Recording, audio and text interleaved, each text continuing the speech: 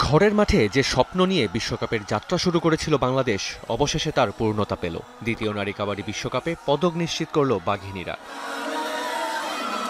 জিতলেই নিশ্চিত পদক এমন সমীকরণ নিয়ে থাইল্যান্ডের বিপক্ষে ম্যাচে নামে বাংলাদেশ। টসে জিতে রেড বেছে নেয় থাইল্যান্ড। দলের শুরুটাও হয় বোনাস পয়েন্ট দিয়ে। দ্বিতীয় রেডেই বাংলাদেশের সাফল্য। প্রথম পয়েন্ট এনে দেন শ্রাবণী মল্লিক। প্রথমার্ধে বাংলাদেশের উপর দাপট দেখাতে থাকে থাইল্যান্ড। অল্প সময়ের মধ্যেই প্রতিপক্ষকে অল আউট করে পয়েন্ট ব্যবধান নিয়ে যান 5-এ। 18-13 পয়েন্টে এগিয়ে যায় বাংলাদেশ। চোট থেকে ফিরে দ্বিতীয়ার্ধে আরও আক্রমণাত্মক হয়ে ওঠেন শ্রাবণী মল্লিক। একের পর এক রেড দিয়ে দেখান নিজের মুনশিয়ানা।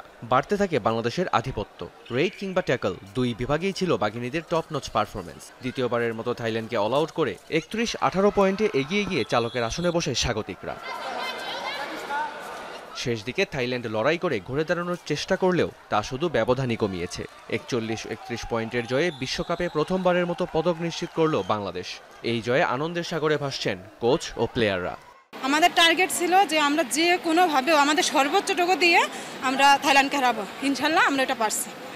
এই জন্য আমার অনেক অনেক ভালো লাগতেছে।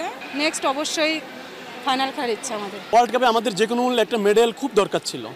তো আসলে আমরা আমাদের জায়গা থেকে সর্বোচ্চ চেষ্টা করেছি। আমাদের জায়গা থেকে আমি মনে করি এখন পর্যন্ত সাকসেস। তারপরেও আমরা চেষ্টা করব সামনে আরো ভালো করার জন্য। এখানেই থামতে চান না ফেডারেশনের সাধারণ সম্পাদক। এশিয়ান গেমস আমার টার্গেট। আমি আগেও বলছি লঙ্গার বালসের কোনো বিকল্প নেই। আপনি এখন যদি স্টার্ট করেন, আমি স্টার্ট করেছি জানুয়ারি মাসের 10 তারিখ থেকে। আমাদের টিম স্টার্ট হয়েছে ছুটি ছাড়া। বিভিন্ন সময় আমরা তাদেরকে ক্যাম্প থেকে ছুটি দিয়েছি, আবার ক্যাম্প কন্টিনিউ করেছি। এখনও ক্যাম্প কন্টিনিউ করবে। আর এশিয়ান গেমস 26শে অক্টোবর যে এশিয়ান গেমস হবে ওই পর্যন্ত আমরা কন্টিনিউ করব। অবশ্য এই যাত্রার শুরুটা ঘরের মাঠে হয়েছিল জয় দিয়েই। প্রথম ম্যাচে উগান্ডাকে হারানোর পর দ্বিতীয় ম্যাচে জার্মানির বিপক্ষে জয়। রিয়ান রাফতি, যমুনা স্পোর্টস।